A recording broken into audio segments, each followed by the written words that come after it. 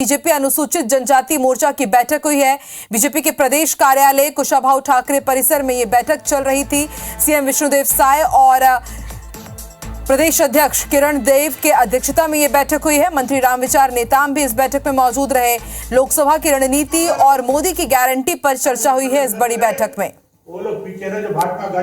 तो तस्वीरें भी हम आपको मीटिंग हॉल की दिखा रहे हैं। मंत्री रामविचार नेताम भी आज की इस बैठक में मौजूद रहे। सीएम विष्णुदेव साय और उनके साथ प्रदेश अध्यक्ष किरण देव भी आज की इस बैठक में शामिल हुए। लोकसभा की क्या रणनीति रहेगी, किस तरह से छत्तीसगढ़ में लोकसभा की 11 सीटें जीतना है, आज इस पर चर्चा हुई है। और मोदी की गारंटी जिस पर जनता ने विधानसभा चुनाव में भरोसा जताया है, किस तरह से अब उसे आगे लेकर के जाना है, आज की इस बैठक पर इस पे पूरी रणनीति तैयार हुई है, मंथन हुआ है।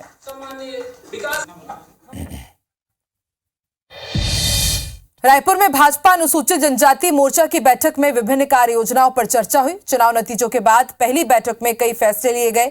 बीजेपी के प्रदेश अध्यक्ष किरण सिंह देव ने कहा है कि विधानसभा में एससी कोटे की 2 सीट से बढ़कर 17 सीटों पर जीत हुई है। अब आगे आदिवासी क्षेत्रों में आदिवासी जन चौपाल का आयोजन होगा, जिसमें मोदी सरकार के कार्यों की जानकारी दी जाएगी।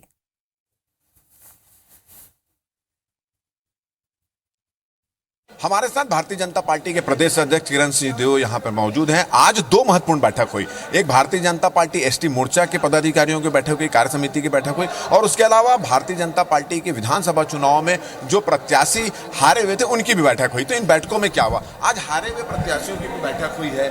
बहुत सारे हार के कारणों की समीक्षा भी की गई है। क्या क्या हुआ? नहीं, देखिए क्या है, ये तो अपने संगठन के काम करने का तरीका भारतीय जनता पार्टी में। हाँ, जो हमारे विधायक जीत के आए हैं उनमें से कुछ मंत्री बने हैं।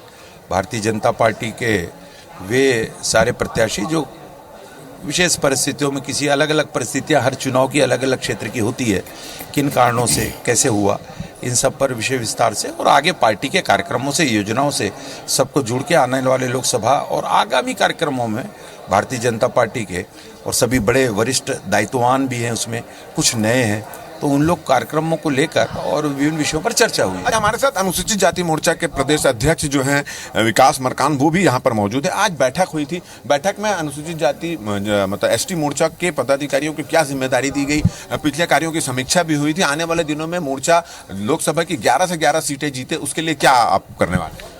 आगामी लोकसभा चुनाव की दृष्टि से भारतीय जनता पार्टी अनुसूचित जनजाति मोर्चा की ये महत्वपूर्ण बैठक हुई और इस बैठक में हमने तय किया कि आदिवासी जन चौपाल के माध्यम से हम अपने आदिवासी क्षेत्रों में जाएंगे और उस जन चौपाल में हम माननीय प्रधानमंत्री नरेंद्र मोदी जी को धन्यवाद देंगे कि प्रदेश में पहली बार किसी असली आदिवासी को उन्होंने मुख्यमंत्री बनाया है। बूथ स्तर तक, शक्ति केंद्र स्तर तक जनजाति मोर्चा को सक्रिय करने के लिए रणनीति बनी है और उस पर हम काम करेंगे। प्रदेश नेतृत्व और राष्ट्रीय नेतृत्व ने जो जवाबदारी जनजाति मोर्चा को दिया है उसका हम पालन करेंगे। तो ये थे विकास मरकाम और इनका कहना है कि अभी वो जो है 11 लोकसभा के चुनाव की रणनीति को लेकर बैठक हुई है और उसमें उन्होंने तय किया है कि मोदी जी की जो गारंटी है, मोदी जी के जो वादे हैं, आदिवासियों के लिए मोदी जी सरकार ने जो काम किए हैं उनको लेकर आदिवासी क्षेत्रों में जन चौपाल लगाएंगे। अब देखना है कि ये जो प्रयास हो रहे हैं ये भारतीय जनता पार्टी को 11 से 11 सीटें लोकसभा में दिलाती है या नहीं दिखाती।